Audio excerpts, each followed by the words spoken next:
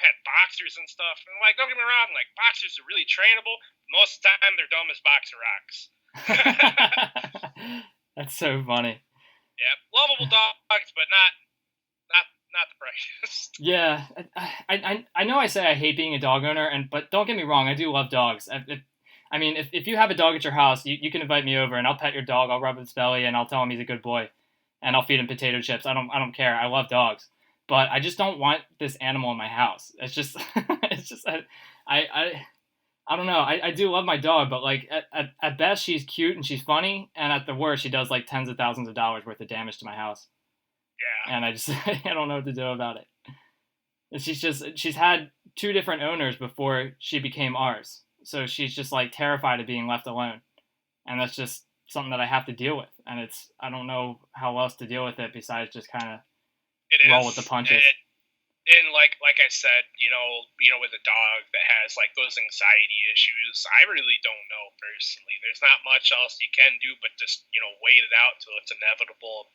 The natural ending of all that. But I wouldn't ever say I hate being a dog owner. I do love dogs. Sometimes I had a good spree there where I have a dog for a long time because I just don't want to deal with it. I got 3 kids. I got a wife. I got plenty of work to do. I don't got a lot of time for that. Yeah, that's right. You're a busy guy. I remember you told me last time we were talking that you quit your job to start a new business, right? Yeah, it's going all right. I'm probably gonna get another job. Instead of trying to live off of what we made, I'm gonna pinch up and hold on to it and see if there's something else I can invest to. I go in all the way. LuLaRoe, yeah, the market's getting oversaturated. It's just, I think the fad's kind of coming to its end. Oh yeah. So I kind of backed out of that. I heard not too long ago that like now is the best, or maybe not now, maybe like a few months ago, or I don't know. But they said like now is the best time ever to start a business because like I guess like interest rates are low or something like that. I don't really know though.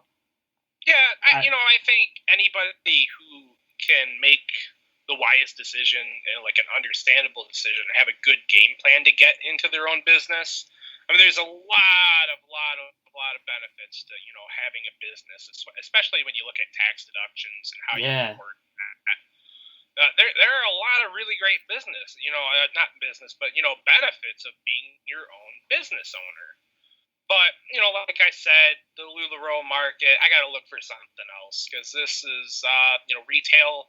A lot of people aren't buying at retail right now. A lot of people are just buying on sales. So I just don't think it's a wise decision to go all in on that right now. Oh, okay. That's cool. Yeah. I don't know if a lot of people know this about you, but you're a good friend of mine, and and it all started like pretty simply. I mean, you just sent me a private message on Doomworld just to tell me that you liked my maps, and that's really all it took. And it's the reason I bring that up is because I actually had I had a conversation with somebody on Doomworld through private message, and they were actually kind of humbled to hear from me because I was like a pretty well-known mapper.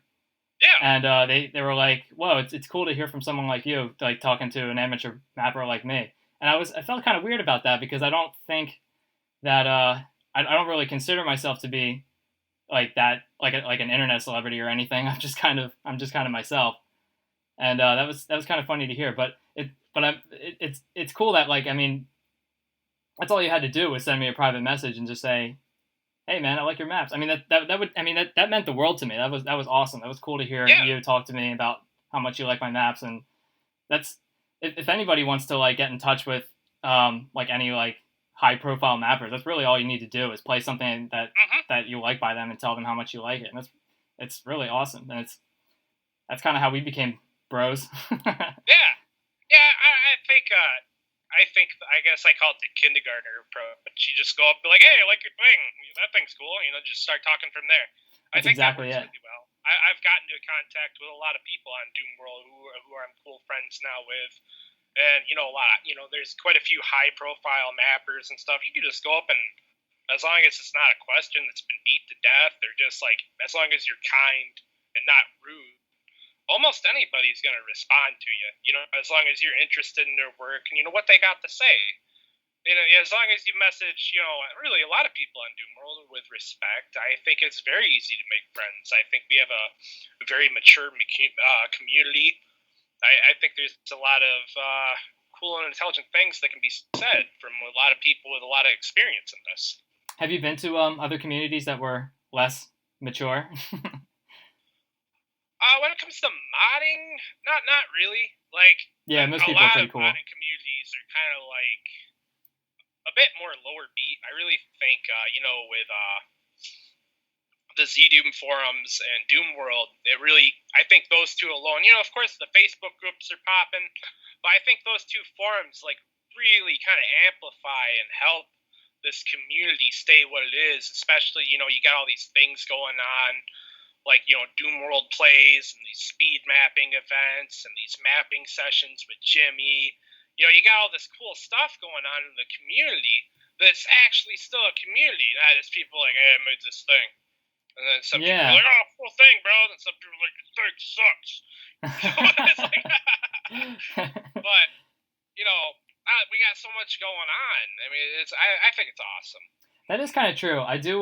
There are like some games where I've tried to like check out the communities, and it is hard to like even get people to talk about anything. Like you'll even look at the message boards, and like there'll be like one or two topics that somebody's posted in the last week, and the rest of the topics are from like months and months ago.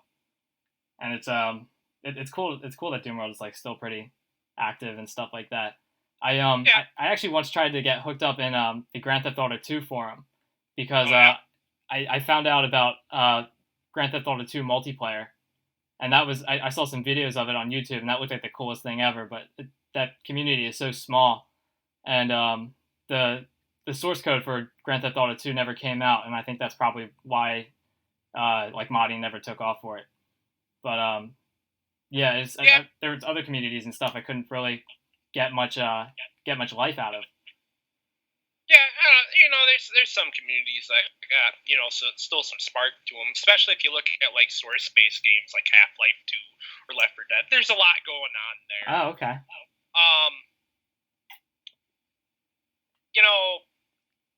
There's not a lot of games that are like really out there and super mod friendly with like a huge fan base that keeps making all these new things. Because honestly, when you look at newer games, there's so much you got to understand just to make a mod for the game. That's not something just menial and just small. It takes so much to know that like a lot of people, rather than making mods, they just kind of look to make their own games and make a buck off it. Which is understandable. Yeah. Have you tried stuff like that yourself? Have you like tried modding other games besides Doom or anything else? Toyed around a little bit with Quake. I do want to get into that more. I really just want to kind of get some stuff out on Doom before I really kind of go into Quake or Half-Life 2 particularly. That'd be awesome as well. Oh, okay. There's the ins and outs. Like, both those things, they're not quite as simple as, Doom 2 mapping. Yes. And I really want to be able to sit down and, like, really understand the editors before I go into that. Yeah, editing in 3D is scary for me. That's why I've stuck with Doom for so long. Yeah, I've been actually messing with Unity lately. I've been doing the tutorial things. I've been making this little ball game. It's kind of neat. Oh, that's cool. I've been digging it. It's really easy to understand. I remember reading quite a bit on programming a bit back, and this C# isn't too hard to figure out. So, anybody who has a computer that can just run Unity, and like if you're interested in modding or making things, I really advise just downloading. It's free. I think the tutorials, they're really good. They're really thorough. They're easy to follow. That's pretty cool. Yeah. So I wanted to talk to you about a couple of things. One of them is that I know you play a bunch of different games. It seems like you're always talking about the new games that come out, and you've probably played a lot more games than I have. I've only played I've played like pretty much most of the id Software games, and like a couple like household titles like Call of Duty and Halo and stuff like that, just because that's what people have on their Xboxes and stuff. But I haven't played a whole lot. So what kind of games have you played, and what kind of games like have stuck around with you the most, or for the longest, or which ones do you enjoy the most? man, it's so crazy because like I like such a wide variety of games. Really, if any game is like really good, like I'm probably gonna be able to get into it. Well, let's break it down by genre. Like at first-person shooters. I would definitely say I'm huge on the first-person shooters. I guess certain side scrollers. If I had to nail it down to two, I would say like first-person shooters and side scrollers. Oh, really? Side scrollers? That's pretty cool. Yeah, Metroid, Castlevania, Ghosts and Goblins. All that stuff's really good most of the time. Yeah, I played a little bit of Castlevania. I never played Super Metroid. It looks pretty cool. Super Metroid is good. Yeah. What other side scrollers? And there's a lot of like I've seen there's like a bunch of like indie side scrollers and stuff too, like Super Meat Boy and things like that. Do you play any of those? Oh yeah, Super Meat Boy is great. Yeah. That game's cool. Like it, I don't know. Kind of imagine like going on like the original Super Mario Brothers, just full speed, but you can stick to walls. You'll slide up them. You can jump off. It's just this really, really high speed, fast paced platformer. And if you get hit by anything, you're instantly dead. But the maps are really short most of the time. So you get these kind of complex maps and stuff you gotta jump through. And then after you beat it, it'll show all your Meat Boys going at once, at like everywhere you died. Think of like a Doom demo. Yeah. Like it playing all your tries up until your success point. Yeah. But it's a platformer, so it's all in one screen. So like on the harder levels, like especially if you look at like for me, Cotton Alley, that's like one of the last levels. That just insane. Just it's like a flood of meat, just like going through all these like chainsaws and stuff. It's nuts. That's funny. As far as side scrollers, my top two I think are probably Streets of Rage and Contra. That's good. Those I can really nerd out to those games. I played so much Contra when I was younger. Especially the one for Super Nintendo, and all the Streets of Rages are all awesome. I love those beat 'em up games. I'd really love to see a new beat 'em up if that genre ever does take off. I'd like to see Streets of Rage make a comeback. They do have new ones coming out, but a lot of them, in my opinion, I don't want to sound like a jerk, but a lot of them are really lackluster nowadays. Yeah. And I really think, one thing I'm really interested in like the indie game prospect is like what I don't understand is like we left so much behind when we jumped from 2D to 3D. I really think we had a lot of games and a lot of titles that could have really expanded an intelligent play and like more complex, game systems about it. Yeah, right. But, everybody just jumped to 3D. That was it. Boom. Almost all the AAAs were doing 3D. Yeah. Yeah, it does seem like there's a lot of like missed opportunity in that side scroller 2-dimensional kind of approach. You said you like Contra, and yeah. I have the question: have you ever played Metal Slug? Not really. I've seen it and I've had it recommended to me a lot, but I never actually got a chance to play it. It looks like fun though. If you like Contra, you should really try Metal Slug. Okay. It's really, really, really hard though if you don't turn off. I personally, I'm kind of wimpy about my Metal Slug playing. I do turn off the continue so I can just keep going because it's crazy long, and if anything touches you, you're dead. So. I think it's got hilarious animations. I really do think it has some of like the best pixel art I have ever seen in a video game. It's pretty amazing. Their explosions, just like all their craziness, like giant crab monsters, just like it's great. I think the artwork in that game is just absolutely gorgeous. Yeah, I know. I wish I had the skill to make stuff like that. I've seen its artwork before. The sprites are just amazing, and they're and they're so saturated with frames, so they're like really smooth animations too. Oh, it's beautiful. Yeah. Yeah. Get a little bit of echo. Yeah, there we go. Oh, okay. I think one of the things it does, like, most particularly the best out of, like, any pixel art I've seen is their special effects. Yeah. Like, the explosions and the crazy lasers and, like, all this crazy stuff that can happen. It's really nice. It's really nice. Yeah. So, what were you saying about, the transition from, like, 2D to 3D? Like, what do you think, like, let's talk a little more specifically about that. What do you think is, like, the main difference between like how games are back then and how they are now? That's actually like a bigger question, like the way I hear it, than like when it normally sounds. But like when we look at like the 2D planes, you got your like beat 'em ups like that. You got fighting games. I think fighting games could and should and need to expand a lot. Yeah. I think there's a lot they could do to expand fighting games into a better playable experience. I think, let's talk about Street Fighter. Yeah.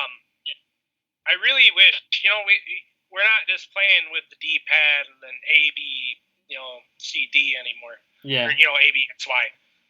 And we have 2 analog sticks. And one thing I tried out and I really was like fond of was like it was either Blaze Blue or Guilty Gear on the PSP.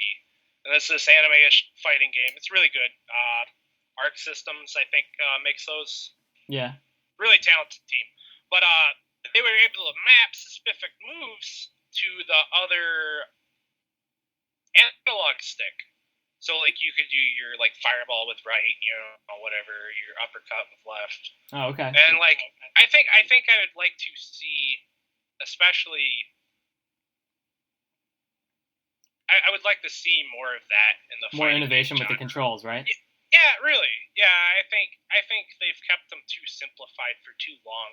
I think Smash Brothers is one of the franchises that's doing extremely well with that. Very good game for all who haven't played it. I personally think. Yeah, I was talking to Zach a few episodes ago, and he said he's a huge Super Smash Brothers fan. Oh yeah. Yeah, it's a cool game.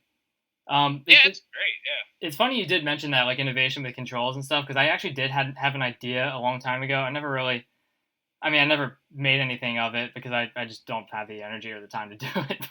But it would be funny to it would be kind of cool if there was like a first person shooter game that had, you know how like when you do like when you play a fighting game like Street Fighter or Mortal Kombat or something like that, you can do special moves by pressing like a combination of buttons. Or like a game like Tony Hawk Pro Skater, you do a combination of buttons and you can do the special tricks and stuff like that. I thought it would be an interesting idea for like an arena shooter deathmatch type of game, where instead of going to find the weapons, you could just like your character would already be carrying the weapons, and by pressing a certain combination of buttons, you could fire a certain different type of weapon. So like if you were in a tight situation where maybe there's a guy in the distance that you wanted to snipe, but there's also a guy up close that you wanted to blow up with a rocket launcher, you could just do a quick combination and get both of those guys immediately. And you wouldn't have to like go through fumbling through your weapons to or go through like a weapon wheel to switch weapons and all that kind of junk that's in pretty much every shooter that's going on today, as long as it's not like one of those games where you have to swap out your weapons with ones that you find on the ground. Right. But it would be like a really interesting, like I thought that would be like a pretty, I don't know, like it would be kind of like unrealistic in a way. Maybe the game could be like a game where you're like a mech or like some kind of robot or something instead of an actual person. I don't know, but it would be like a cool like twist on like the deathmatch kind of thing if you could just kind of switch weapons that way. Yeah, I guess.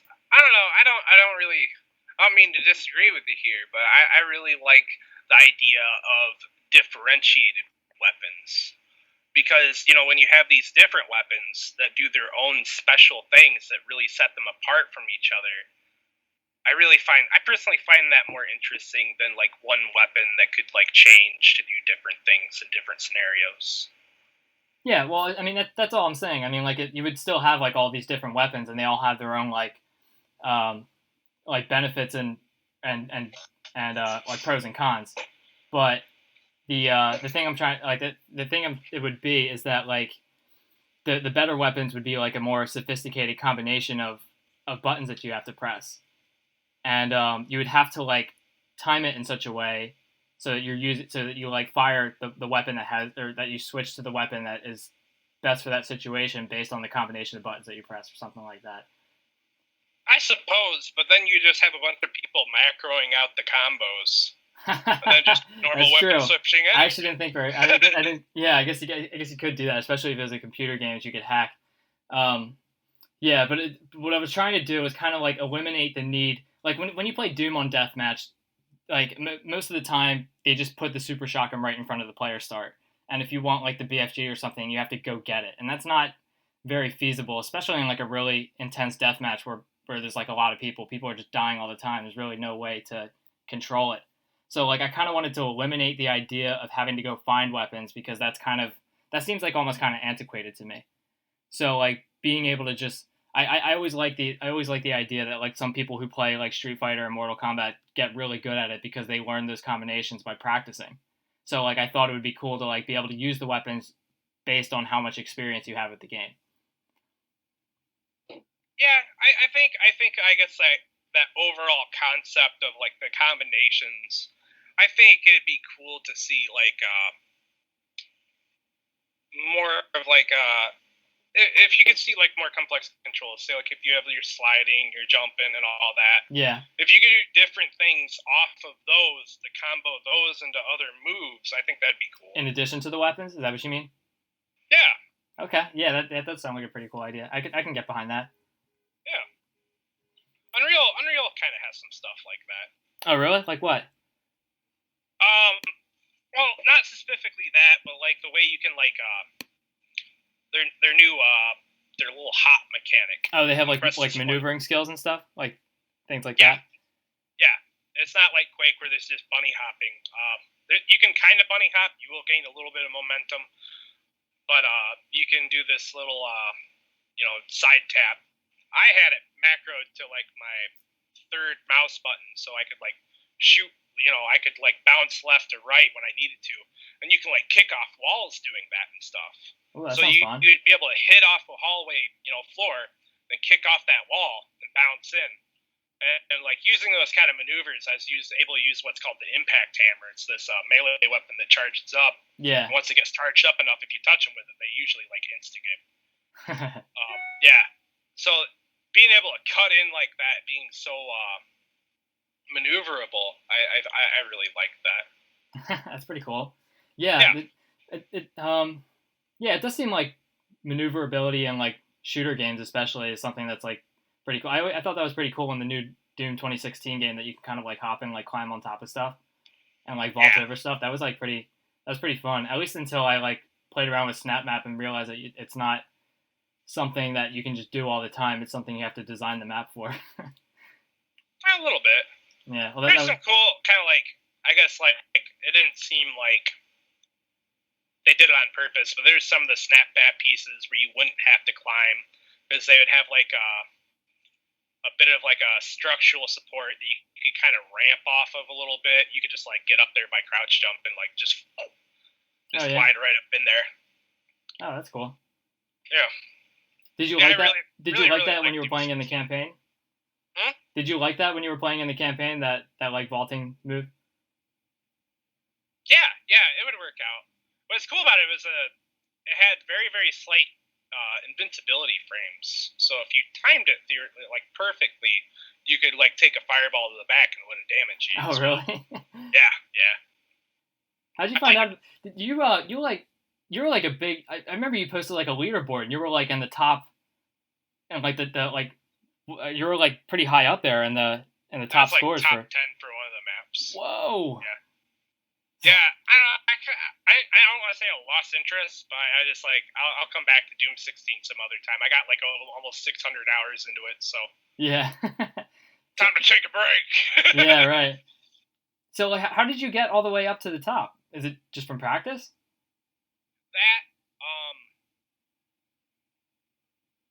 yeah, mainly that. Like it was kind of like you'd have to set it up. It was an arcade. You'd have to set it up like a speed run. And look for like your max medals multiplayers, and like a lot of that involved properly engaging in glory kills. Glory kills were one of the biggest ways to keep everything going really fast and just keep that chain going to the end.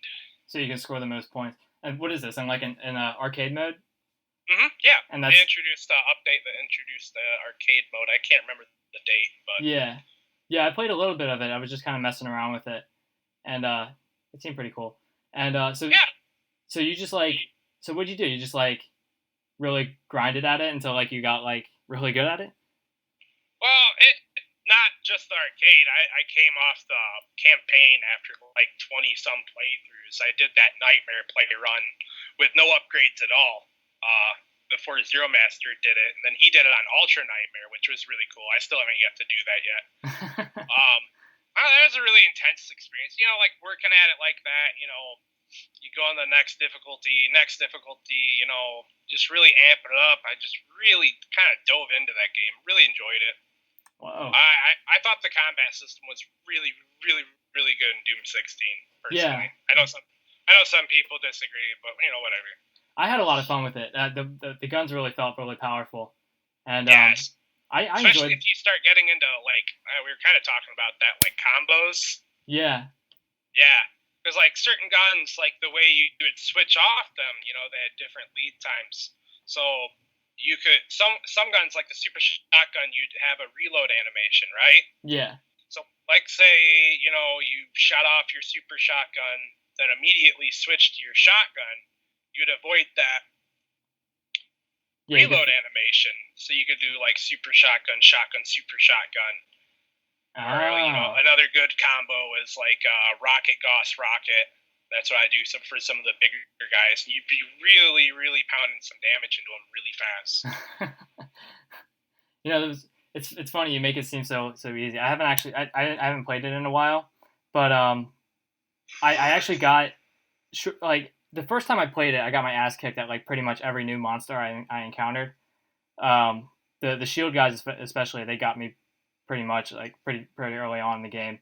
And yeah, they're a little difficult at first. Once you get like figure out how to kind of get them in the hand to stun them a bit, or you know hit them, pound them down with a pulse rifle, you know the plasma rifle. Yeah.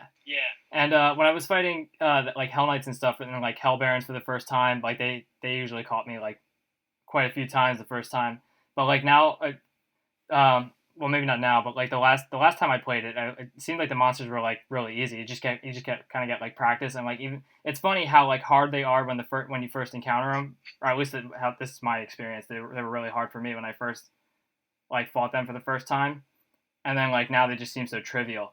I just kind of like blast through all of them, especially in my experience with like Snap Map, because some people will put like tons and tons of monsters in the map, but well, not tons at a time, but like they'll just have like these like survival like waves where you just fight endless hordes of them, and it's just like I just after like all that experience, they've been made so easy, and it makes me wonder if that was ever the case with like the original Doom, because I've been playing Doom since I was like 4 years old, so I never really got to experience the monsters in such a way where they were actually like scary for me.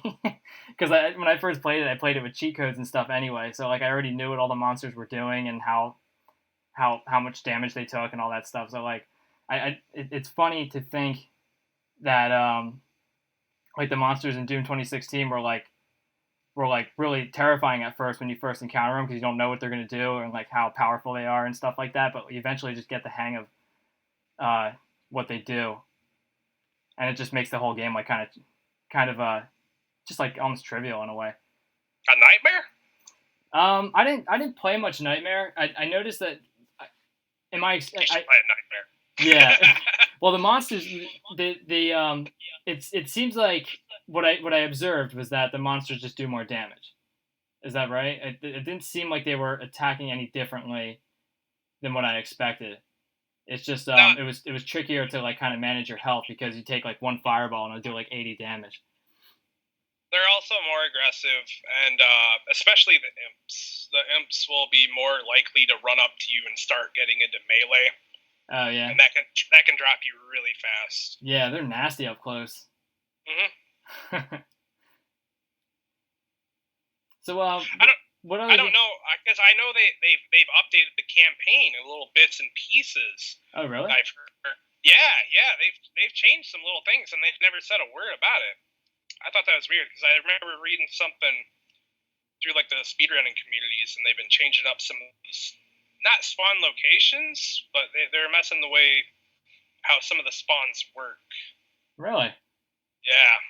Huh. So I would have to go back through it again. Like I said, been a while since I don't even have it installed right now. But I know they've made some minor changes. At least I've heard. What do you think about that? I've heard that like that's kind of like a hot topic, that like games are like constantly getting updated, whereas like before you would buy a game and if it had glitches you just had to deal with it. And like nowadays it seems like games are just being updated all the time. I don't know. I'm kind of like back and forth about it, because it is a good thing that like games are like constantly, or that not constantly, but like there's games that are getting new things added to it, and it was cool to like kind of ride the wave of excitement with Doom 2016, because they were like coming out with new snap map stuff and new game modes and new maps and things like that. That was pretty cool, because like it kind of extended the life of the game for me. But on the other hand, you also have to download updates every time, like every like month or so. Yeah, that was kind of mainly like most of the time, like Steam, they'll handle like automatic updates, and consoles will too. Like there's a lot of times where if you're not paying attention, and if you set it to auto update, it'll just auto tape. If they're bug fixing and stuff, like little stuff like that didn't get caught in development. But the big thing with Doom was like they had all the map packs coming out, and they wanted it so everybody could play with each other, and it didn't really gate people out, so everybody would get the update, and that's kind of I think why we saw all that. Yeah. So what other games have you been playing? I heard you made a thread about Prey recently, right? Yeah, I'm digging that. What do you think about it? Digging it. It's good. There's a lot to it. Pretty big game. Yeah. Yeah, it's got like I said before in the thread, it's got a lot of influences from like Metroid. It's super, super, super basically a spiritual successor of both the System and BioShock games. I think the gameplay is a lot more refined than any of the BioShocks were. It's a lot more kinetic. I'm doing the no needles playthrough on Nightmare right now, and that's with like no Typhon upgrades. You don't like upgrade your little RPG tree at all. And okay. So yeah, I think you said it was like it's kind of like Metroid. So is it kind of like this big like hub based type thing where you can kind of go any direction you want? I don't know. That's why I'm asking. It's like heavily guided, right? Okay. It says, hey, you can do all this, but really, like, there's chunks of the game you can completely cut out without doing like the jumping through wall, glitching through walls with the glue gun and stuff. Even without that, you can use certain ways to get through areas that you can just bypass good chunks of the game and finish it pretty quickly. Yeah. Yeah. It's a lot more open than some people. It might be open, but it's also really cluttered. A lot of people do have a similar point that I kind of agree with. Like, especially at first, so much going on.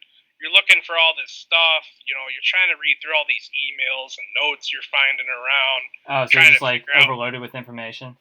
Yeah. Oh yeah. Was there a game?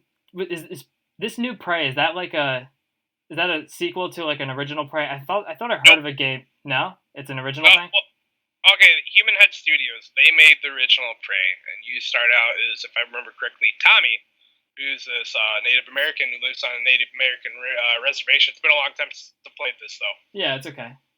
Yeah, it was really if I remember correctly, it was a lot like Doom 3. Like what happens? Yeah, that's what I remember hearing. They all went up to the spaceship. I remember you battle through the spaceship, you kill the boss or whatever. You save the day. I can't remember the ending too well. Like I said, it's been a long time. Yeah, that has no correlation at all to the new Prey, which I think is kind of lame. They kind of detached from the plot. Yeah, I think the new game has strong enough gameplay that it could have been completely independent from that title. And I personally think, this is my personal opinion, this is what I think Bethesda specifically used the Prey trademark name because there's been so much hype around the presses. There's been so many articles released on, what's going on with Prey 2 and this and that, all that. They just use that as hype to slingshot this game out. which I think is a shame because I think Arcane Studios, the people who worked on the new Prey, and they're also the people who made the Dishonored series, I personally thought this game had definitely enough. I think it was a strong enough game. They could have released it with a new name and everything. I think it would have done great. And in a way, it kind of sucks because, without, the newer fans who are kind of coming into this, the people who didn't experience Prey before, all of a sudden there's this brand confusion. They can't go back. Yeah. I don't see how they can reliably go back and bring anything about the previous Prey into this. They basically overwrote it. Yeah. And, in a way, that's disrespectful of the old game. The fans who are the old game, Human Head Studios, like the people who had worked on it. I really would have preferred if the new Prey had its own identity. Yeah. I understand for marketing reasons they did that, but I don't really like it. I don't think anybody likes that.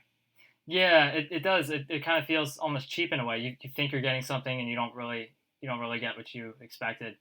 I had like a similar experience. Not to mention they were completely different games. Like I said, one's like Doom 3 and the other one's like the Shock series. That's not similar. So Yeah. Yeah, I had a similar experience to that when I was younger, when I played Red Faction. Red Faction 1 and 2 are like almost completely different games. And they're both pretty good, and I did enjoy both of them.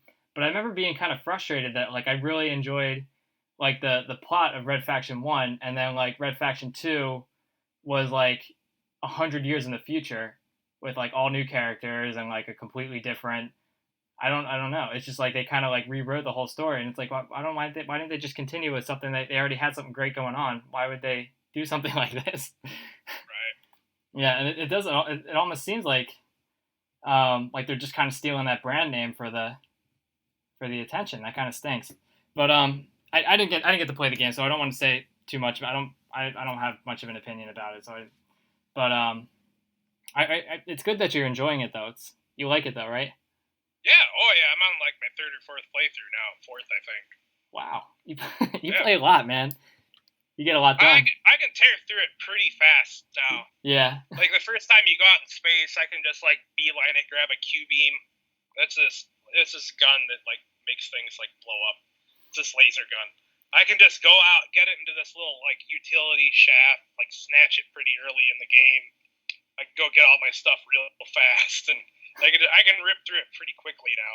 That's what happens when you become an adult and you just kind of like you don't have a lot of time for things. Like I play Doom so much faster now than I used to, and I've been like very focused on like honing, like working on my skills and making sure I can like clear out like rooms of monsters as quickly as humanly possible, just so I can get as much content through in the shortest amount of time. I wouldn't say it's like that, but like with Prey, like once you read the stuff, the emails and stuff, you can just click on them to get the combination codes and then get the hell out. And like all the books and stuff, most of them don't really hold anything that's not like some and once you read them, Yeah. So a lot of that stuff can just be outright ignored, and after you play through it a few times, you know where the good stuff is, you know where the crap is. I think it'll be hard to describe as someone who hasn't played it, but like you break down stuff to get these materials, right? You have your organic, mineral, synthetic, and exotic or whatever. So, like, the organic material, the stuff you get from, like, banana peels and all this weird, stupid stuff, is used to make med kits. But you get so many med kits in the game, you don't even gotta make med kits. Oh, so you just don't even bother. Yeah. So, like, I don't even pick up that stuff anymore when I'm playing. I'm like, oh, that's waste space. I'm not gonna hold on to that. Go grab the fried hard drives and stuff. Yeah. Yeah, it seems silly. I wanted to ask you, like, do you think there's like, because you do play a bunch of new games and stuff too. Do you think there's like things that are kind of like lacking in new games compared to in the past? Just in your opinion, what do you think? That's a really broad statement because it's so hard to just look at all games at once. Yeah, I'm not trying to like put you on the spot or anything. I understand. I understand. But like when that question is phrased like that, it's almost as if you're looking to one entity, whether, like, did you pass or did you fail? And it's not really like that. You know, you have so many different companies, so many people, different people making games. Yeah. You know, some people make good games, some people make really bad games. Like, why would you make me waste my money on this? But it's like, why do I even, why? This doesn't even need to exist, you know? Yeah. You know, there's so much of that. I think, you know, and I think there's a lot of really good games out there that have learned a lot from Doom and just other games in general. I think there's a lot of games that can just be learned from. I think there's a lot of good content out there, but I think there's a lot of bad content out there too. And I think there's a lot of maybe mediocre content, like the new Strafe. See, we were talking about, I think last time we were talking about that too. And that ended up, some people are freaking out. Like, oh, this script's garbage. I'm like, yeah, I wouldn't say it's garbage, but it's not really good. Well, what are they saying is wrong with it? The weapons are kind of lackluster. The enemies are very samey. I think my personal biggest quirk was the way the weapon system works. That's one of the biggest things I don't like about it. Because, like, instead of Doom, where you start off, you know, a pistol, the chain gun, shotgun, you expand from that. What you do is you choose from, like, 3 starting weapons. One's a shotgun, one's a machine gun, and one's a rail gun. Yeah. And they're all kind of just lackluster, and they're your primary weapons. You go get these, like, disposable weapons throughout the maps that are, like, watered-down versions of those. And some of them are a little different, you know, like, you get this little plasma gun and stuff. But, like, none of the guns are good. They're not fun. Yeah. But what do you like about? But you said that some people say it's garbage, and you don't think so. I'm sure there's some things you like about it, right? Somebody was complaining about the aesthetics. I thought the aesthetics were okay. I kind of like dig that actually, if it weren't running like crap. But it kind of runs. It runs really, really lackluster for its visual quality. And, you know, that's not good. Yeah. I mean, overall, like I was saying, like, I really think, I was really hoping to see some kind of, like, a spiritual successor to Quake 1 with, like, random generated levels, but that is not what it is. Yeah. So, hold on, so what did you think it was going to be? That's what I thought it was going to be. Like I thought it was, all right, it's going to be a lot like Quake 1, you know, they're talking all this stuff, but it's really not. Yeah, it's just something completely different. Not completely, but just really, really kind of lackluster. There wasn't a lot I hated about it. Like, I'm really, really mute on it. But on the same side, like, just on the exact flip side, there wasn't really anything I liked about it at all. So I wasn't, like, mad or irritated. Just kind of indifferent. Yeah. Overall, I guess disappointed. Because I thought it was going to be cool. A lot of us were like, yeah, this is going to be sweet, man. But no. Yeah. It happens. Yeah, that seems to be the case with most of the games that I play. I mean, there's not a whole lot of stuff that I would really consider to be bad. But there is plenty of stuff that's just kind of okay. You know what I mean? Yeah. I don't know. What do we do about it, man? Do we start making our own games? Yeah, I know, right? That's what I'm thinking. But see, that's what I'm saying, is you have these different companies, these different sets of people who are doing things differently. They have their own standards. It's like music. You know, you got some bands that are like, I'm digging this. And you got some bands that are like, this is technically good, but I'm not digging this. Yeah. Then there's some bands like, this is trash. You know, I mean. Yeah. You know, some stuff's okay. Some, you know, yeah. Yeah, well, that's what I try to do. Is I like talking to you about, like, new games and stuff, because I personally don't keep up with a lot of new games, but I want to keep Doom fresh, and I that doesn't necessarily mean that I'm going to like switch to Z-Doom and start, like, adding weapon wheels and stuff, like new weapons and new monsters and stuff like that, and to make it all kind of change up the game mechanics, because I like Doom just as it is, but. I am understanding that things are gravitating in new ways, and I like to pick and choose like the good things that are coming out from new games and ignore the bad things, and try to keep that Yeah. in mind when I'm like designing my maps and stuff. Yeah, for sure. Yeah. So you've been working on some like dude maps yourself, right? Yep. You've been practicing with the map editor and stuff. Oh yeah. So do you kind of like keep that kind of stuff? What do you like to do when you're messing around with the map editor? Do you like to I don't know, like do you keep like that kind of stuff in mind? Like Yeah. new games and Yeah. stuff? Well, I don't know. I've had to go back and forth on this, like me personally mapping. Like I have really, really, really been trying really hard to change my mapping style. It's like I'll go into it thinking about, oh, what if we did a thing that looked like this and that, and like I really have personally found out I think that's the wrong way to do it. I think going in there with like an idea of flow, how your setup's gonna be, then decorate later. Yeah, that's not easy to do, to change your mapping style. I've spent a long time with my mapping. I guess you could call it, I don't know, a career. I guess not really. Yeah. But I've spent a lot of time like trying to shape like shape shift my like the way I approach starting a map, and my approach towards like detailing it and like creating the layout and all kinds of things. And I've been trying to like experiment and try different things, but it takes a long time, and especially if you get into it for the first time, you don't really know what your style is yet, so you kind of just have to like go with it and see what happens. And yeah, it's difficult like kind of making maps for the first time. You don't really know what people like. Yeah. And you don't really know if people are going to like your style. And there's really no way to know until you just kind of do it and see what happens. Yeah, definitely. I wonder if that's the problem that's going on with like these new games that are coming out, like the ones that are just kind of not great but not bad either. They're just kind of okay, and maybe people just don't know what they're capable of, and then they just kind of make something and they think it's pretty good, and then like once it comes out, people say it's not that great or whatever, or it's whatever. And I guess they just don't like, maybe they don't know until after they release it. I don't know. Maybe. I don't know. In Strafe's case, like I have no clue what on there. I don't know anything about the developers personally. I don't know, like we talk about, you know, like why certain games aren't so good today. You know, you can look at some examples of just like products being shipped out every year, like the Call of Duty franchise, and they're trying to like cater.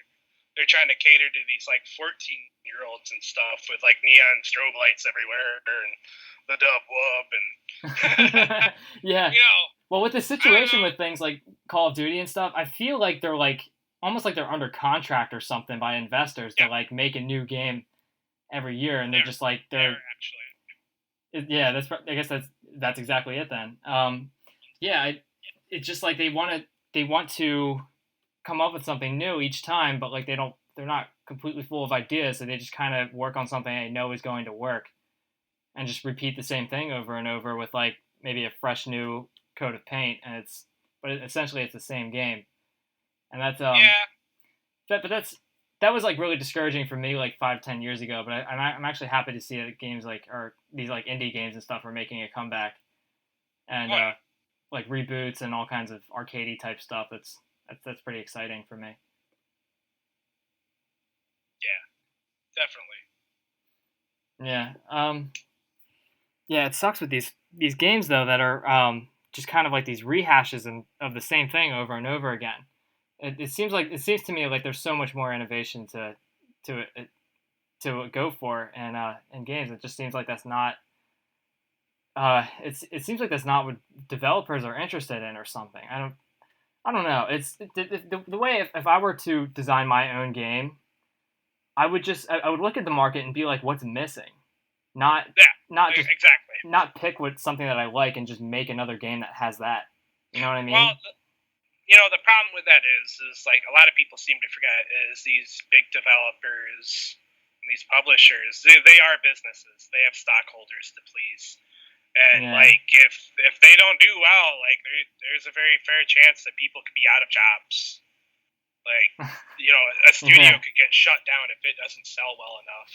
So what we see, especially is like from big companies like EA and Activision, is that they really, really bully their studios a bit with their contracts. Like, hey, you need to, hit it over this Metacritic mark. We need to sell this much. You need to get this much out of DLC. And that's why we begin to see a lot of these cheesy practices that have come from like free-to-play mobile games and stuff. Yeah. How that started to invade, I would say I hate to say it like this, like I guess like more hardcore titles or like the more, console and computer titles. And some games it works out. I think loot boxes and Overwatch does great because they don't have DLC maps you buy.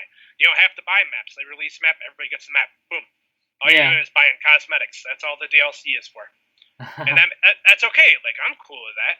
But like, there's other stuff that like, especially that I've seen like EA pull out. Like, you got your 6 map packs and all this. They're just trying to bleed you. Yeah, that's right. It's just disgusting. It's awful. Yeah, it's a slimy business practice. It is. It really is. And like, sadly, like, when it comes to marketing, they look for what pops up the most buzz. And I think this is one of the aspects. Somebody was talking about the other day, Mass Effect. I used to be a really, really big Mass Effect fan. Yeah. Until 3 came out, and just like they focus so much on, I don't know, stuff that didn't matter to me personally, like the inter-character, like sexual relationships. I'm like, this isn't alien dating simulator. This is me trying to save the universe. Yeah. Like, knock it off. The games lose touch. That's that happened to me a couple of times too. Is because I mentioned earlier that I was a big fan of Grand Theft Auto 2, and I love Grand Theft Auto 1 and 2 because they're just so fast-paced, hectic, arcadey games where you're just going on these spree shootings and causing like all kinds of destruction and chaos and stuff. And that's not really the case for any of the new Grand Theft Auto games. They're very like plot-driven and very like sandboxy, and like you can just go around and I don't know. There's so much like stuff you can interact with, and I don't remember that being the appeal of Grand Theft Auto 1 or 2 for me. I just liked the idea that I just kind of had this whole world that I could destroy on my own. I could blow up cars and watch things catch on fire, and you can still do that though. Yeah, you can still do that. I'm a big fan of the newer Grand Theft Autos. I haven't played 1 or 2. But I have been playing since the PS2, 3s at least, and I really dig where they're going with Grand Theft Auto. I think it's really good. I think their stories are really good. It's a good crime drama, or whatever. Yeah. It's really interesting. I think 5 really took the cake with their characters. I thought it was really interesting. From a storyline wise, I thought their combat mechanics in Grand Theft Auto were fucking stellar. Yeah, I loved it. I loved that game. I played the crap out of that game. I played a lot of it online too. I think I ended up. I wanted to see like what I would do with like a fresh KD, and I played for like a day on my wife's account. I came out with like a 10.0 KD, no tanks or nothing. Wow. So like, yeah, I really, really dug that game. I was digging that game for quite a while. I didn't play Grand Theft Auto 5, but I did hear a lot of good things about it. Yeah, you gotta check that out when you get a chance. I think it's phenomenal. Yeah. They're coming out with a new Red Dead Redemption. Have you heard about that? No. Do you know what Red Dead Redemption is? Yeah, I know what it is. It's like it's basically Grand Theft Auto, but like in like that Wild West period. Yeah, I know the first one was good. I played it on the Xbox 360. I'm excited about number 2. I'll definitely be checking that out. I think they do good work. I don't know. Yeah, no, I do like Rockstar. They're a good company. They've been doing. Yeah. And I've heard a lot of good things about Grand Theft Auto 5, but the last one I played was Grand Theft Auto 4, and I wasn't really on board with it. I felt like I didn't feel like I had much control over my character, because like when it felt almost like steering a boat. Like it was like really he was just difficult to control. Like I just couldn't get him to move where I wanted him to, and like sometimes I'd be like getting shot at by like gangsters or the police or whatever, and I'd just be like running into bullets and like trying to get out of the way, and it was like, I don't know, it seemed like they went pretty hard with like focusing on these like really minor details and like things that just made the game feel more realistic. And to that wasn't really the aspect of the game that was really attractive to me in the first place.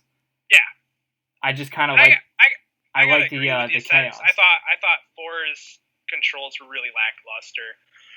Excuse me, sorry. Okay. I think 5 vastly improved on that. I think that's one reason why I had such a good time with 5. Because like in 4, you got this like weird hybrid of like what 5 became.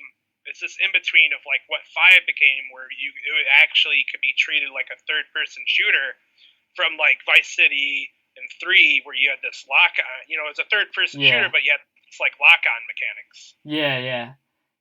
One of the things that was driving me crazy in Grand Theft Auto 4 was that if you did something to like to instigate like a felony or something, and the police were chasing you, you would get like this bubble on your radar that was like flashing red and blue, and if you just got in a cart and drove out of it, after a few seconds later, the police would just go away. Like that, your wanted level would just be gone, and that just like eliminated.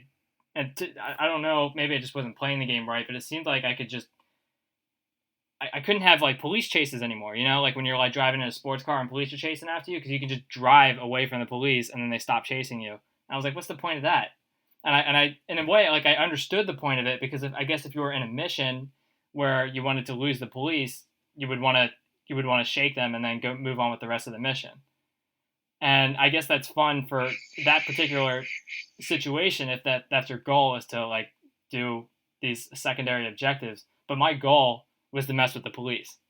and like that like new feature of that game like took that away from me, and I was like, what is I want to fight the police. I don't consider them a nuisance. I thought that was the object of the game. But I don't know, that was just me. But yeah, that was just like what was attractive to me about that series. And I don't like to see games deviate too far away from like what their original premise was. It's just disappointing for me, I guess. I think you're on mute. Are you on mute? I can't hear you. Oh, there we go. Okay, now I can hear you. No, I don't know, I kind of like what Grand Theft Auto is evolved into. It's online, like, I don't know, I don't like the way they have their pricing and everything for the sharks thing. I don't think people should be able to buy in-game currency. Yeah. That's a slimy business practice, too. Yeah, turn it into, like, pay to win real quick. But, whatever. But as a single player, I dig where Grand Theft Auto's gone. Yeah. I was also, to be fair, I didn't play the originals. I didn't, like, Yeah. So I guess, like, we're coming at this at different angles. Yeah. Yeah, I don't know. Well, that's okay. I mean, everybody sees something different in a game each time, because I mean that was like the whole big thing with like Doom 2016. There was all these people. There was people that thought it was great, and other people that were freaking out. They're like, oh, "This isn't Doom," and for a lot of I can understand that for a lot of people it isn't, but I don't know how they could have done a better game. Maybe it's not exactly what they wanted, and I don't know. I mean, it seems like it captures at least most of the things that I thought was cool about Doom. And I liked it a lot. I guess, like, the way I see it is if you're to look at, like, Doom 3, like, Doom 4 was, like, still in the Doom spectrum, but was, like, the polar opposite. They made the gameplay faster. They ramped everything up. Yeah, they wanted people to see it and be like, this is definitely not Doom 3. Yeah. Yeah, that's kind of the impression I got from it too. But I liked it that way. I thought I enjoyed the game a lot. Yeah, and, definitely. I'm trying to think of like what the arguments were that for people that didn't like it. I can't think of any. Some people were complaining that they took some of the horror elements out, which I'm not. I wasn't worried about that. But there have been valid criticisms on like the later, like pretty much half of the game, that it becomes a lot more linear. Yeah. I mean, it's go to A, B, C. There is no like I can go to A, I could go to B or C, but no, it's A, B, C. Yeah. It's a lot more streamlined, and really, the later levels are linear, and that's just what it is. The earlier levels are where like a lot of the more kind of openness is at. I can choose to go this way or that way, or how am I go about it. And I think that's a valid criticism, and I really hope they improve on that on the next Doom. I didn't even notice that the levels were linear towards the end. I thought it was just getting better at navigating. But yeah, I guess that is like kind of a valid criticism that there's a lack of horror involved with it. But to this day, when I play Doom, I don't think I've played anything that's actually like if I play like original Doom, I don't think there's anything that's particularly scary for me. I think like the point, the impression that I got from it is that they made this game that it's made for Doom fans. So it's people that already know and love Doom. And so like there's really no reason to introduce the monsters in such a way that they're scary because we've killed tens of thousands of them in regular Doom already. So we know what we're up against. So there's really no reason to like make them kind of scary. You just kind of throw them at you and just do what you will with them with the weapons provided. Yeah. And that just kind of like created this really fun, action-packed atmosphere. And it worked. I liked it. I thought it was really awesome. Yeah, I did too. But like like I said, I've seen some criticisms, and I can see where some people are coming from. Yeah, but some people seem to get their panties in a twist over nothing. But whatever. Yeah, there was somebody on the Prey thread who mentioned something about you got the way you communicated it to me is that he seemed like he was just kind of like a hater of Bethesda. Kind of, but like I don't know, like some people freak out if Bethesda touches anything. Yeah, what is it about Bethesda that is so frustrating for people? Well, it's kind of widespread because like some people aren't happy with the way Fallout went, especially a lot of older Fallout fans. If you look at communities like No Mutants Allowed, they hate Bethesda. They're like they view Bethesda as like the Antichrist of gaming. So what are they doing that's so despicable? Well, because the older Fallouts, they were harder. There were more like actual choices. And, the Bethesda games are Bethesda games. They're easy as cake, and, they're neat, but, What are some Bethesda games that are really easy? Skyrim, maybe? In my personal opinion, like, all the Elder Scrolls games, like, especially as they get newer, they get even easier. Like, Fallout 4 was easy as cake, Fallout 3 was easy as cake. New Vegas is alright, but I think Obsidian worked on that. And, a lot of the old Fallout fans really don't like the direction where Bethesda took that. And there's that. So you got all these people upset about that. People, when they see Bethesda, like they bought up it, and they're taking up these studios, and then they see changes that they don't like, they point the finger at Bethesda. Which, okay. is kind of understandable in some senses. So like, is like the argument that Bethesda is like responsible for like the casualization of these games? Is that what it is? Yeah. Okay. And you don't really think that's entirely true? Not entirely. I mean, like where, like, they. Well, there's some other people who have their fingers in the pie, of course, right? Is that what you're trying to say? They're not entirely responsible. Not all that, but like. I don't know, like, where would a Fallout have went if Bethesda didn't buy it up? That's right. Maybe it would have just stopped at 2 or 2 it was on sale. Like, yeah, they were selling the franchise because the company was going out of business. Was it Island Studios? I don't know. But yeah, I guess that's an interesting point. Like, if Bethesda isn't like creating these sequels, I mean, would the franchise just be better off having less games? I don't know. I don't think I would necessarily say that, but yeah, Black Isle Studios, they originally developed the original Fallouts, and they had to sell the IP, so Bethesda bought it up. Like, I don't know, like, what if some weird company like Vivendi bought it up? Not Vivendi. Activision. I mean, do you want to see Activision make the next some shitty company? Yeah. For for a Fallout fan, nobody wants to see that. You know. Yeah. Yeah. I wonder how bad it could have gotten. Captain Clever says he would rather see Electronic Arts buy Fallout. I think that'd be an entire shit fest. But I think that's what he's trying to say. Yeah. Yeah. It's. Oh man. Yeah. Yeah. That would be terrible if That would be heartbreaking. Yeah. Like it might as well just die. Just quit making them. Yeah. Just let that franchise die. Yep, just let it be what it was. I guess.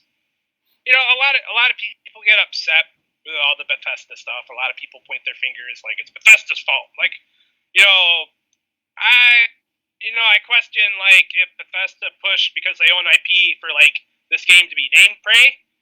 But as for the game, I'm pretty sure Bethesda lets their developers do their job on what they want to do, and I could be wrong here, but, Arcane definitely put their own twist on this. Yeah. And I thought they did a superb job. When it comes to the shot games, if we look at, like, the gameplay of it, I think it outdoes both the entire BioShock line, and I really think it outplays the System Shock line quite fairly. By a large margin. Now, the storyline-wise, like, it was okay. It wasn't bad. I didn't dislike it. I kind of liked it. There was no, like, impactful, like, moments, like when, I'm having a brain fart. Yeah, well, that's okay. But the point, though, is that, like, what does Bethesda have to do with the story? I mean, did they write the story? I mean, if anything, they're just kind of, like, funding this company to make the game however they want to, and if they just maybe I mean, like, who knows? I mean, what if they just kind of they thought the franchise was just going to drop, and then somehow Bethesda comes and saves the day and says, "Oh, we can make another Fallout game or whatever again." But like at that point, the people who originally made it were already like, "Oh, well, I was planning on doing something else anyway, so I'm not really putting my heart into this new game." So like, is it Bethesda's fault for something like that? Well, I don't know. I mean, I don't know what the situation is anyway. I mean, we'll have to find out. The only way to really know is if we interview somebody from the company. Yeah. But no, the Elder Scrolls and the Fallout games, minus New Vegas, they're all made by Bethesda's main development team. So, like that's them. That's all them. Oh, so the original people are gone. Is that? Yeah. Oh, from like 1 and 2, I don't know the specifics, but I'm pretty sure most of them went on to make what is now Obsidian. Those are the guys who made New Vegas, which a lot of the older fans actually liked, to my knowledge. They're on to making some new stuff now. Pillars of Eternity. I think they might have made the remake for that one RPG. Brain's a bit fuzzy today. Yeah, they've been doing a lot of work. They've been making a lot of new games, isometric RPGs, where you're looking down, and there's story and all that. Yeah. So, those guys have been back at it, making new games, new releases. Yeah, they've been doing really good. So that's pretty cool. Do you have any? Can you think of any games that are in development that you're looking forward to? Just kind of waiting for Quake Champions to come out. Ooh, yeah. Yeah. How well do you think that's going to do? Hard to say. Yeah. Well, what do you like? Well, what do you like and what do you don't like about it? Yeah, the NDA's off now, so I can talk about it.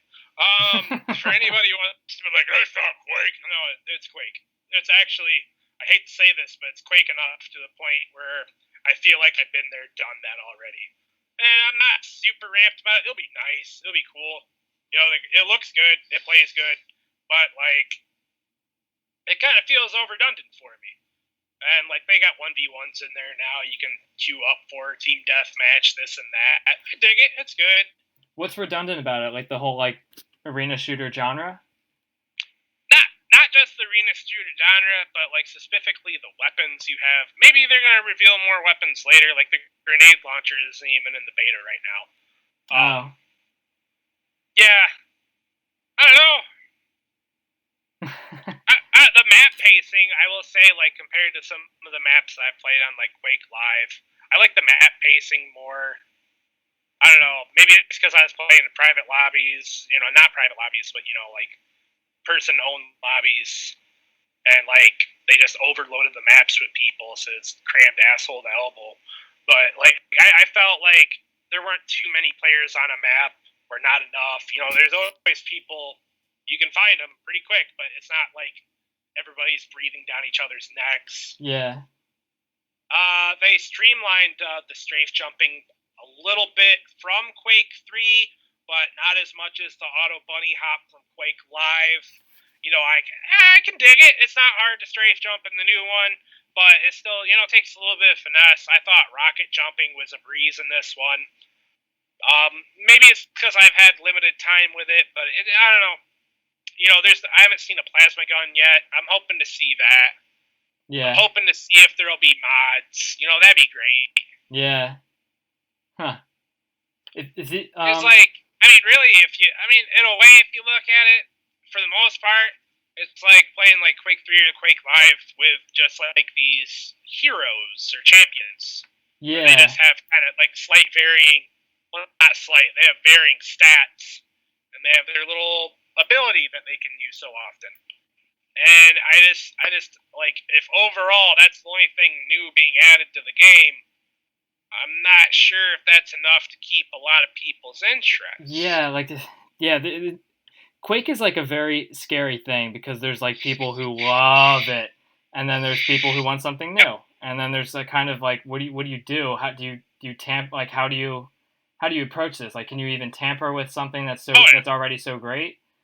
Yeah, I don't like, if anything happens, like, I think the game plays great. So, like, on all responses, like, I don't, anything I feel lackluster from it, it's not its fault. They have a lot of different voices. They're chirping all these different things.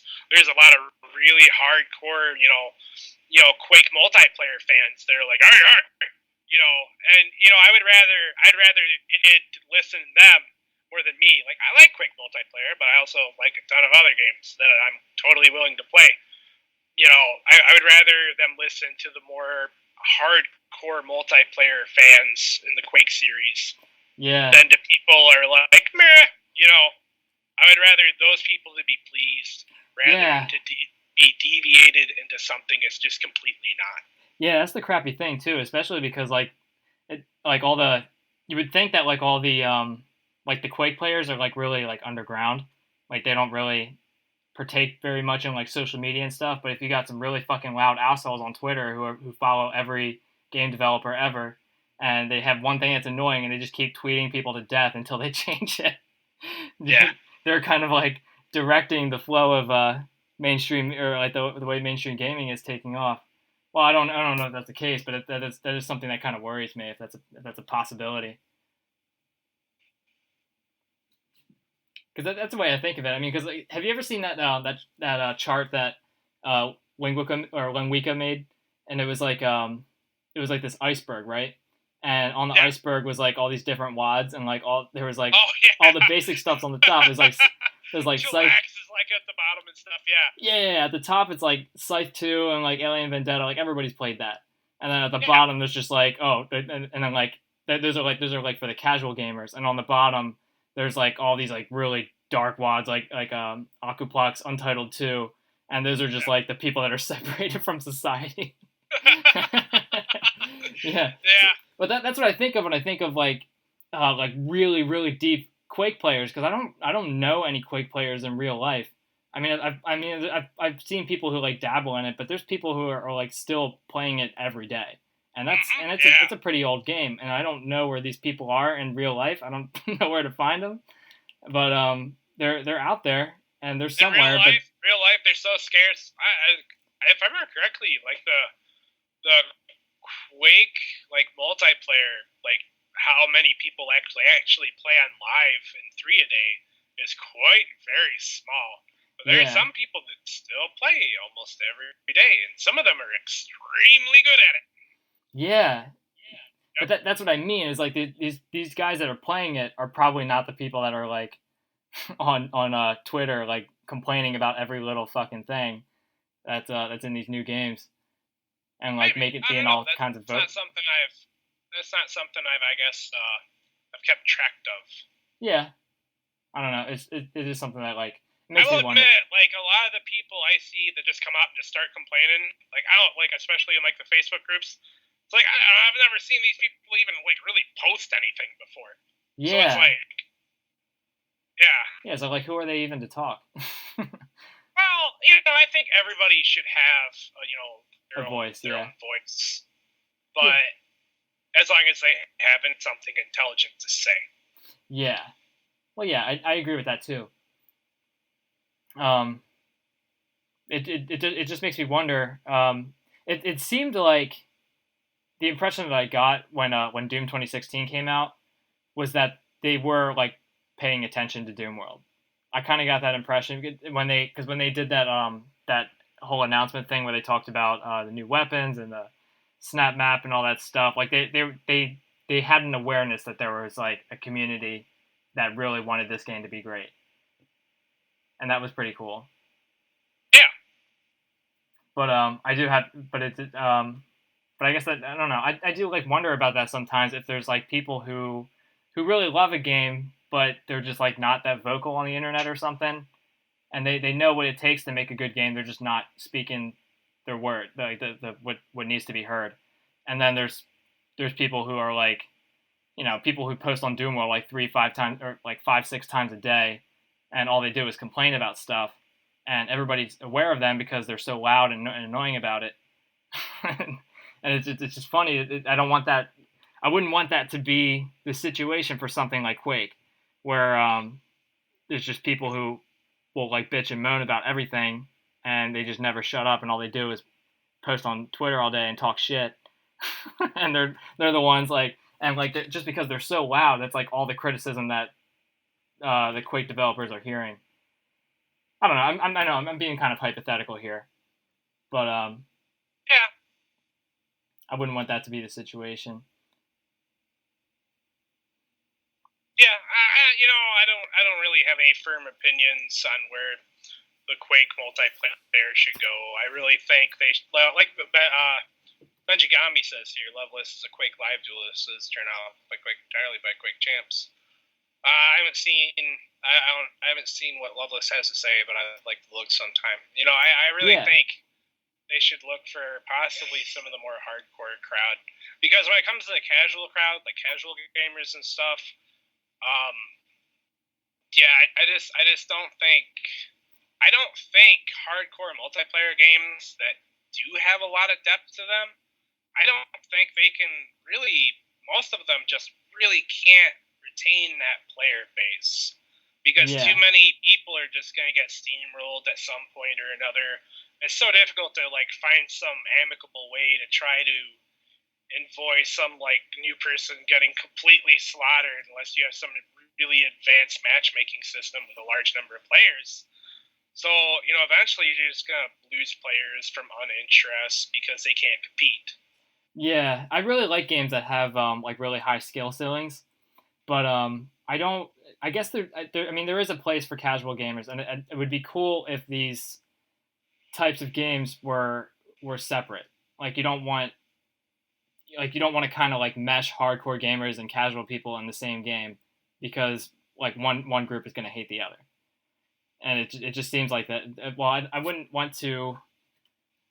I understand the reason for the casualization of games and stuff like that, because like you do want to attract more people to play your game, but I don't like I at the same time I don't want to see like really hard games that are like really difficult, especially like PvP type games, kind of like lose their luster because they wanted to attract more players. It would just be cool if there was like kind of these two like separate groups, and they just kind of had their own games, Yeah.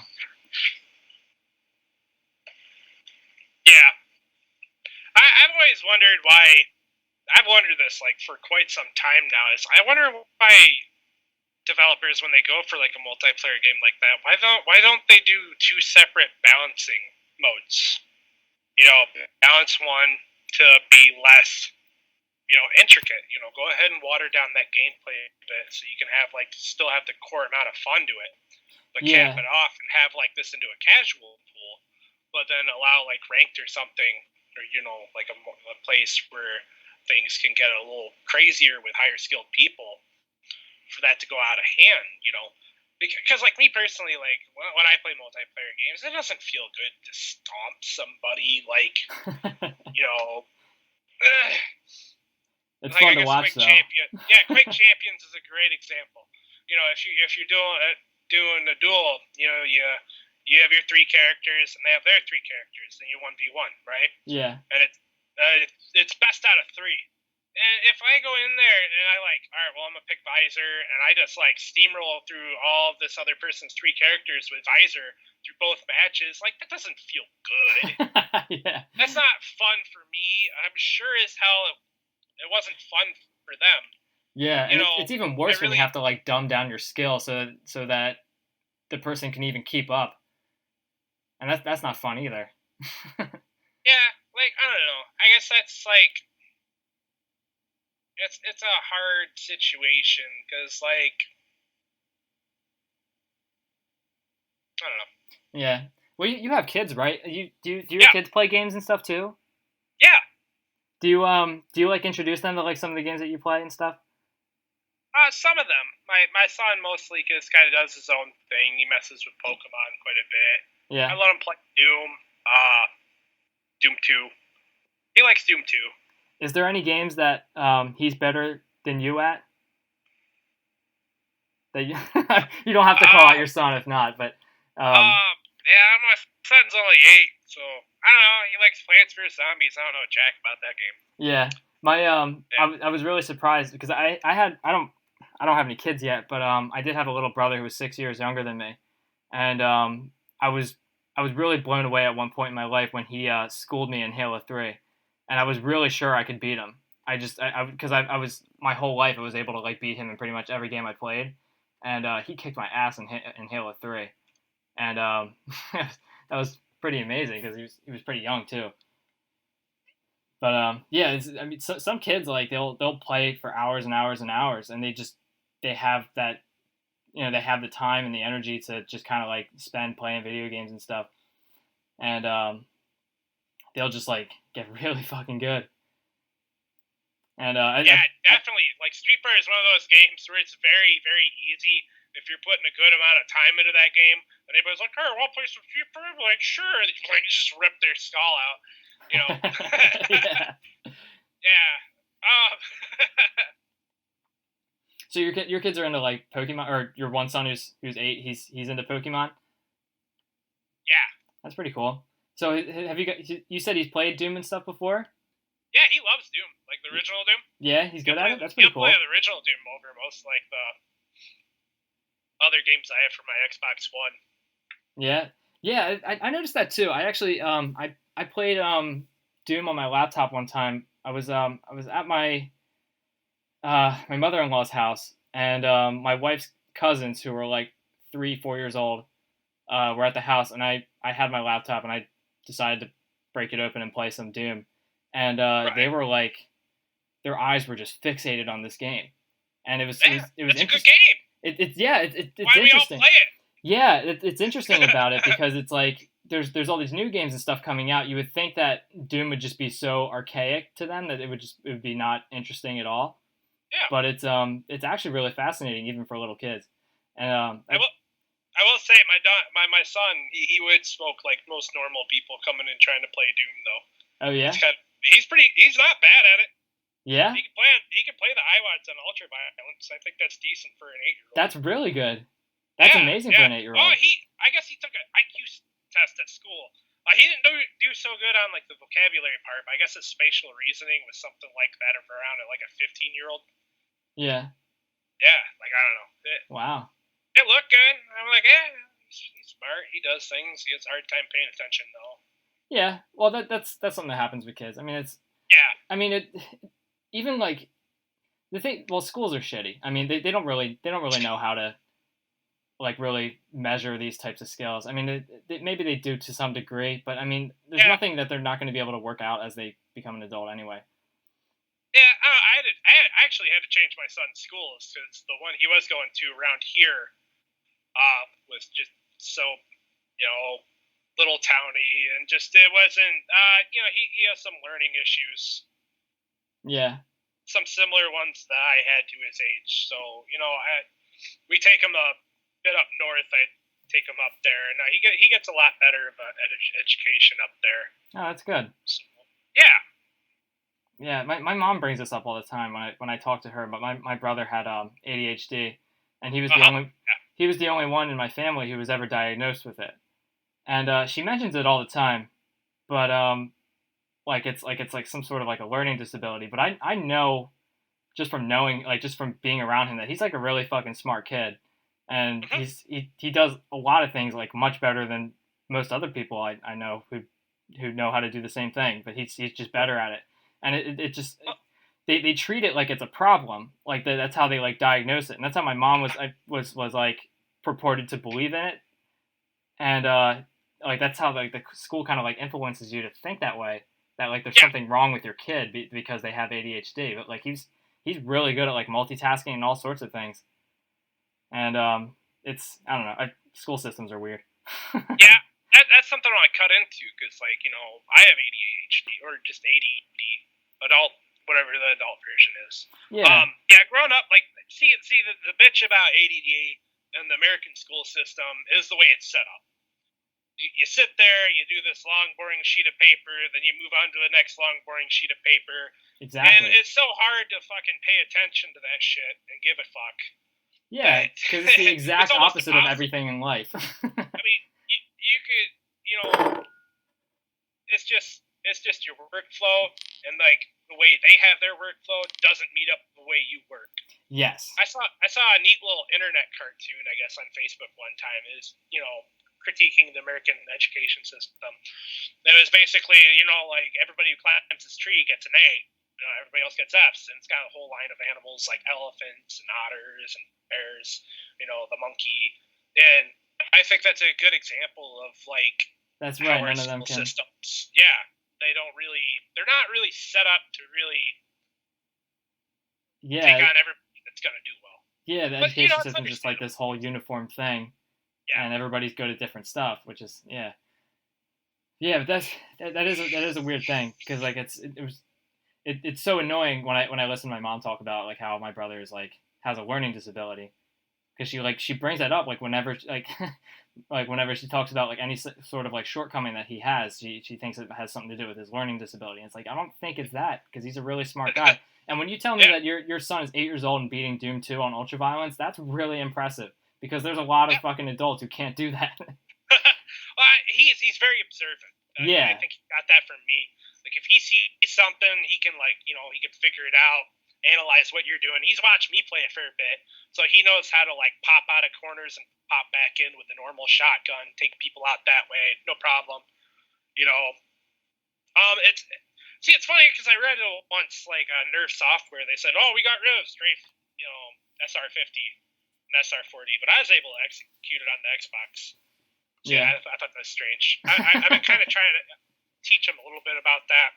It's like as soon as you start using your movement in SR40 and SR50 to your advantage, man, it makes honestly it makes combat a lot easier. Yeah. Because you're faster. You're literally faster. Yeah. All right, we've been talking for like an hour and a half. Do you Is there anything else that you wanted to cover before we wrap this up? I don't want to cut you off or anything. I'm sure there's probably some things you wanted to mention, but if not, that's okay. That's okay too. We can just. I mean, if we get more stuff to talk about, we can just bring it up in another episode. I think that sounds good. I think we should wrap it up. Yeah, all right. Cool, man. It was good talking to you, man. I really enjoyed this. Hell yeah. Yeah, as always, John, it's good, man. Yeah. I love having you on the show. You're fun to talk to. Oh, it's fun. Thank you. Yeah.